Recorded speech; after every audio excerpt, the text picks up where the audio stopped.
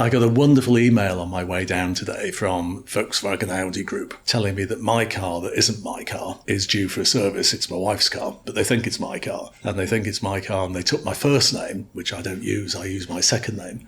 So it winds me up that they call me Howard, not Richard. Secondly, they said it's my car, it's not my car. Which at this point I'm thinking Volkswagen Audi Group, if you pardon my French, can't give a shit really about me as the customer. They just want the revenue for the service. And then the third thing is, would you book it yourself? Do you do anything for your money?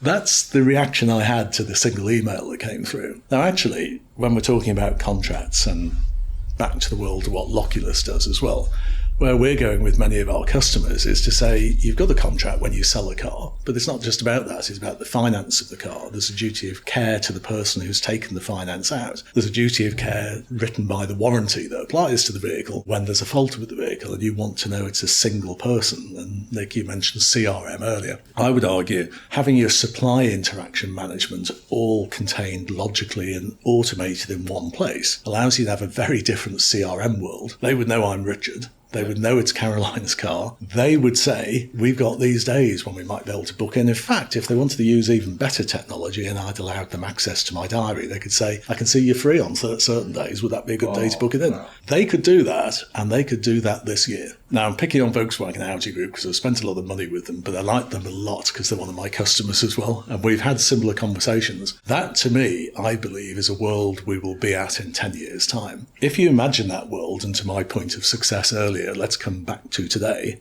Imagine how you got there if you didn't have a clue where all the contracts are and how they interrelate.